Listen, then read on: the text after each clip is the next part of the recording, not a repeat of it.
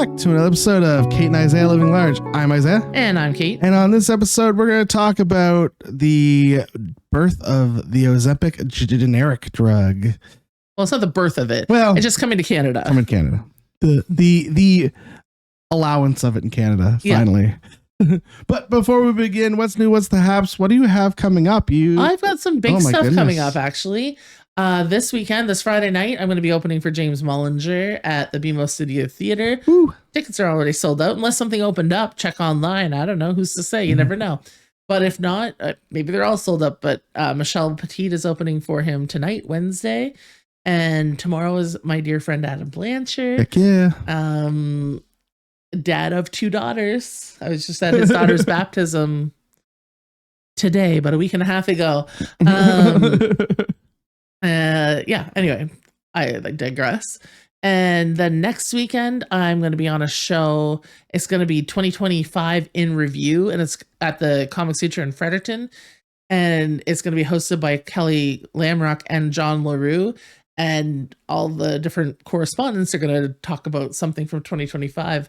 And I'm pretty sure I'm going to talk about the state of dating in 2025. And I'll probably talk about that Curves dating site that we found and talked about on this podcast. The BBW Cupid or whatever it was. BBW Cupid, yeah.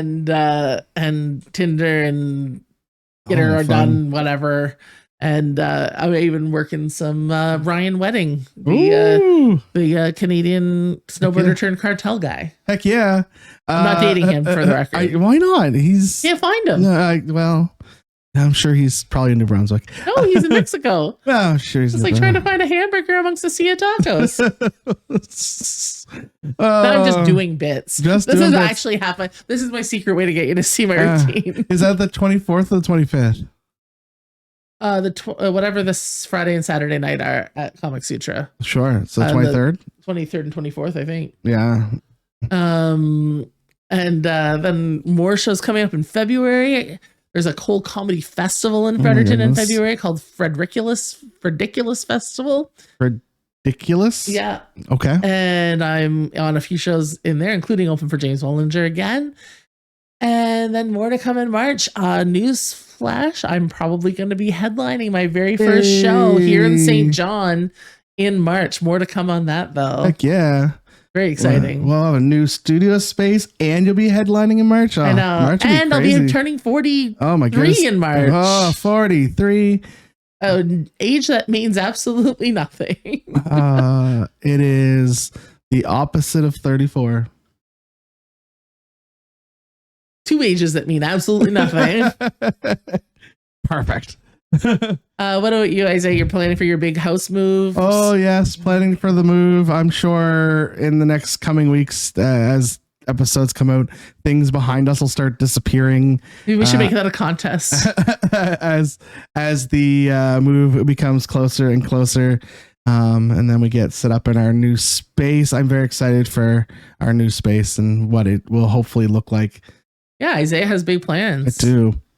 I'm excited to ride those coattails. But other than that, I mean, it's January. We're doing it. We're doing it. It's January.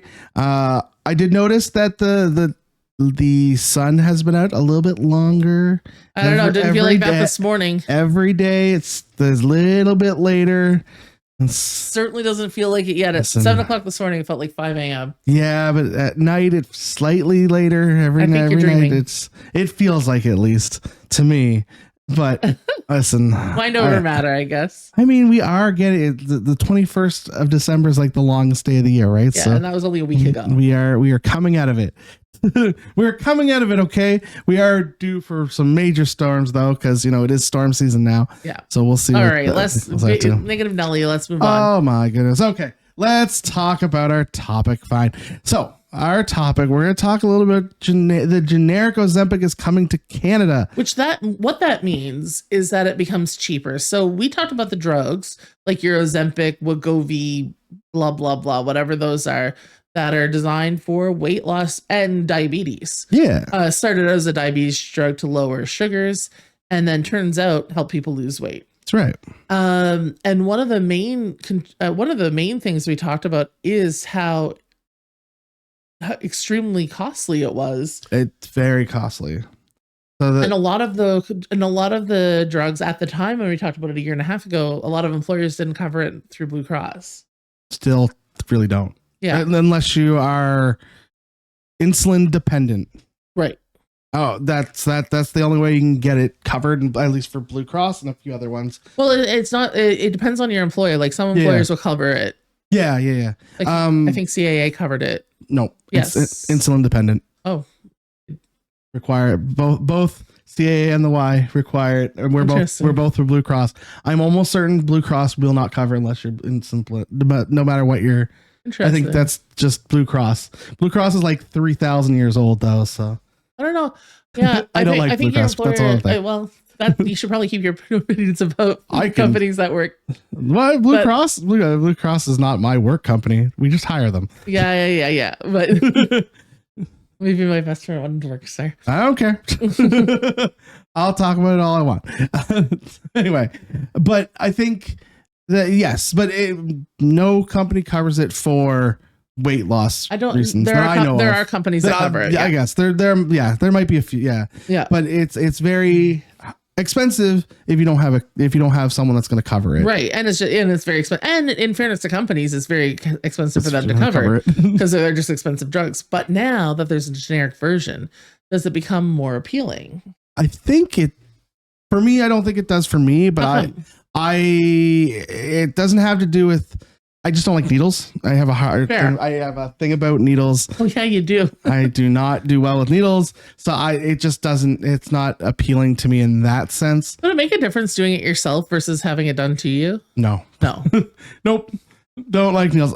I get tattoos, but that's a whole different type of needle. Yeah. I do not like needles. You have a tattoo? I have 3 tattoos. Oh yeah, I know that. Yeah. But I do not, I don't do well with needles. Like, although I did get the COVID and flu shot a couple, and I did. The lady did really well. I was very impressed because I didn't even realize she had done it, and then it was done. That's great. It was great, but you didn't pass out after. Did not pass out after. Not like your blood work. No, not like my blood work. But I think for me, it's just it's the needle thing for me. Okay, yeah, that's totally reasonable. I wish there was an oral way to take it. I know, right? Just yeah. That'd be nice. Yeah. Bring in those pills. But I think for a lot of people, a generic version being available at a cheaper cost is going to be better because one, we don't run into the problem that happened. Well, it's not a problem anymore, but it was a problem like just 2 years ago where the Ozempic was the only thing available. Right. And then there was a shortage.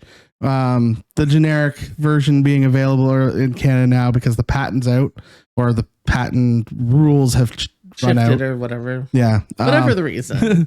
Then that means that, other companies can make it at a cheaper rate.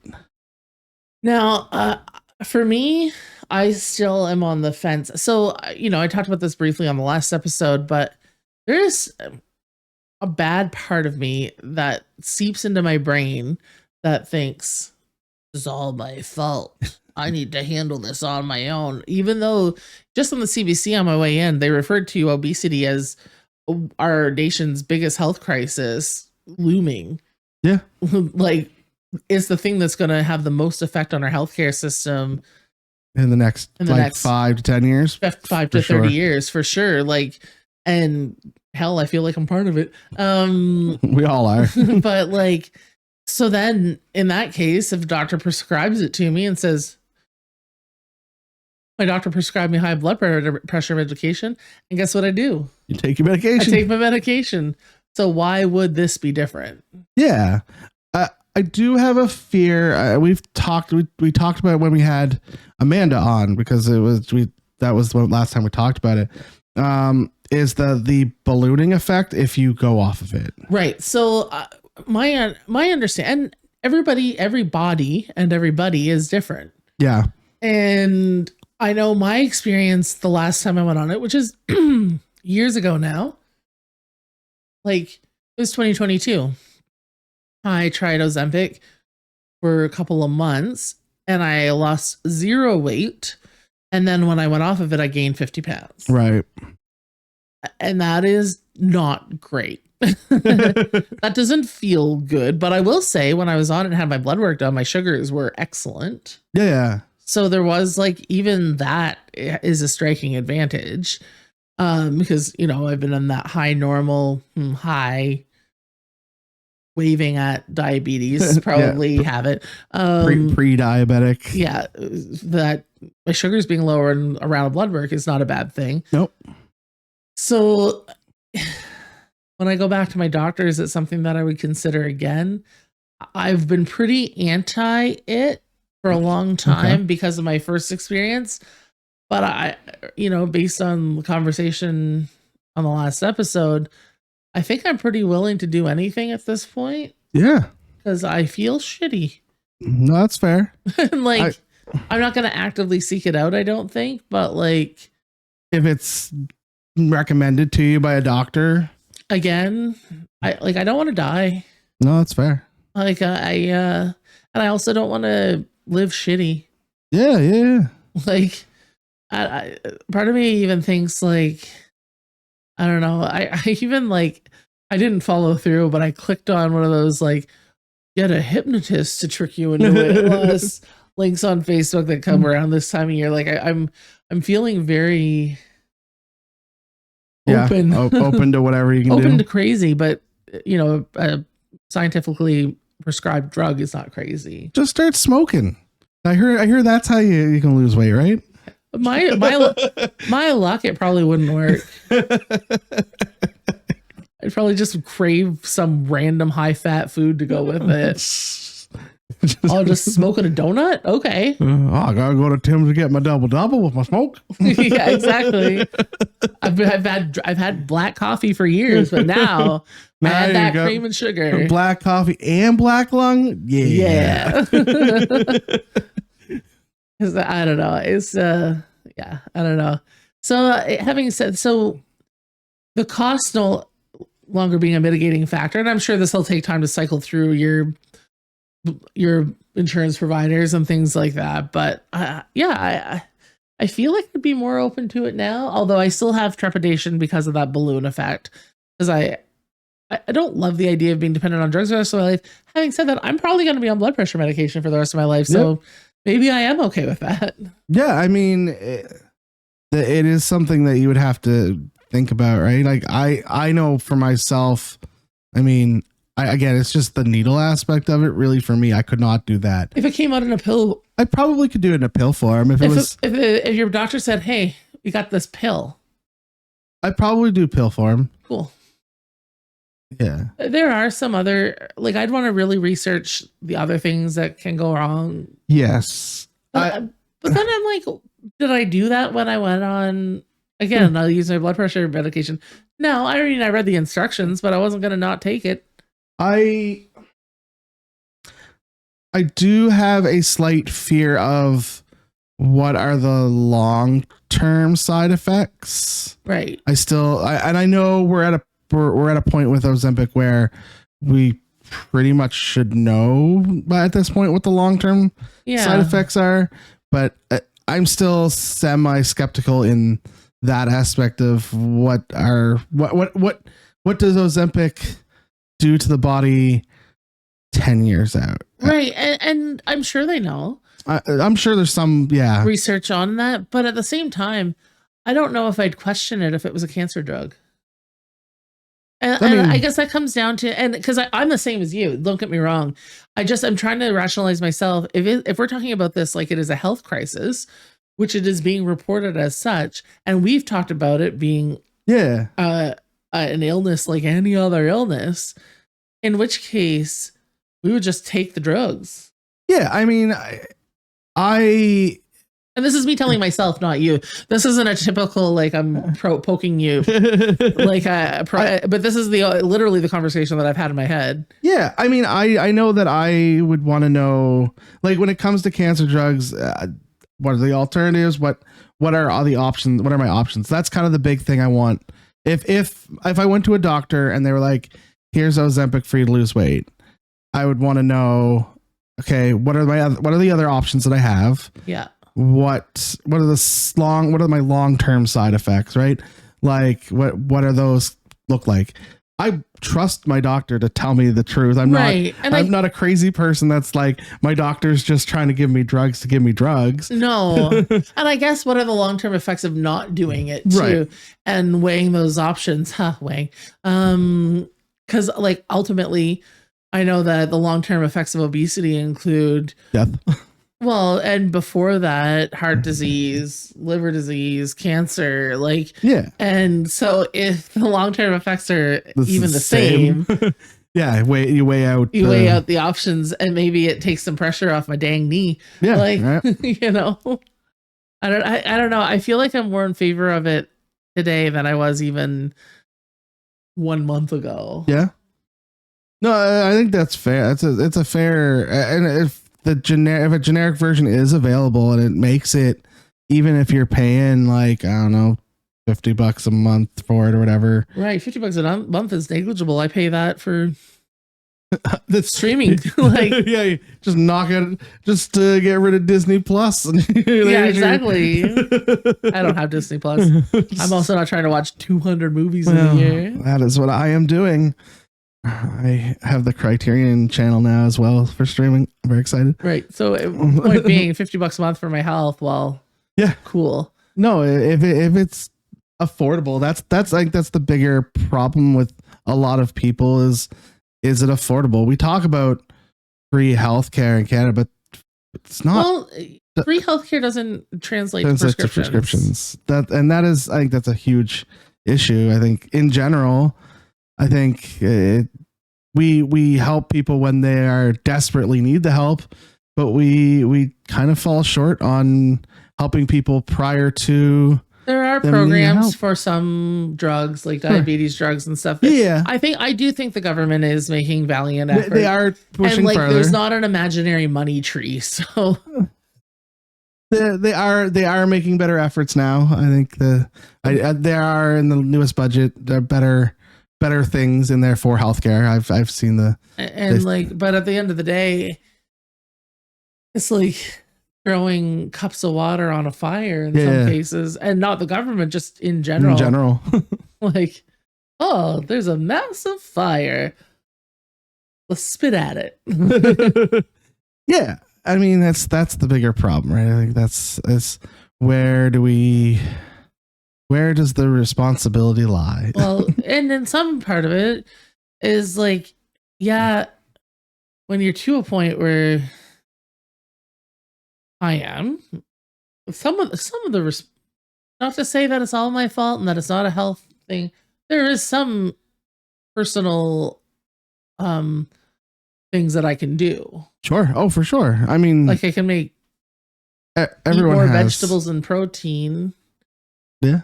Everyone has everyone has a personal responsibility to themselves, but at the same time, are there things that as a society, as a people, we can do to help that? And like, and I don't know the answer. Like, I do think we're coming a long way in terms of perception of what it is to be a heavier person. Oh yeah, and I think that the Canadian laws around patents is pretty good. Like versus like the U.S. The U.S. has a very easy way for companies to continue to re-up their patent, whereas Canada, we have rules around like it's like a 2 or 3 year moratorium where after that time frame you just can't re-up your drug patent anymore. I kind of even meant just in terms of societal. I don't mean government. I mean societal acceptance of obesity as something that isn't just purely a lifestyle choice. Oh, for sure. Like, I think versus if I started smoking, yeah, that's a lifestyle choice. And then it becomes an addiction, and then that's a whole other kettle of fish. But right now, if I jokingly, if I started smoking tomorrow, well, that's entirely a lifestyle choice. But you look cool. No, I actually don't look cool smoking. I hold a cigarette weird. Oh. It's like I do this and I look like I tried it once and my friend was like, "What are you doing?" I was like, "I'm the only person in the world who doesn't look cool smoking." the other podcast I listen to about movies has a category of the Al Pacino I brought my own pack, and it's basically the category of, does this person look like they smoke properly? The answer would be no for me. Well, on that note, I feel like that was a big topic today. Yes. I feel like I should make a doctor's appointment. Let's do it. Do it. Maybe get my blood work done. Woo. I do not want to go get blood work done. No, thank you. I feel like it's going to be, I'd like to do like a month of getting back on track and then get my blood work done. Heck yeah. You do it. I will not. I will get back on track, but I will not get my blood work done. As we know, I don't do well with that. We know. But where can people find us on the internet? Find us at Kate and Isaiah Living Large on Facebook and Instagram. And I am at Maritime Brews on all of the social medias. Of course, we still have the Buy Me a Coffee going if you want to donate to us so we can get that new mic, so that when we move to our new space, when we have lots of space to have a guest on, we can get a new guest on. And of course, you won't just have to listen to us. And you won't have to listen to us. Yeah, just us. And of course, if you are listening wherever you listen to your podcast, if you can like, share, subscribe over there, or hop on over to YouTube. And if you can like, share, subscribe on YouTube, it goes a long way to helping us out. But until next week, bye.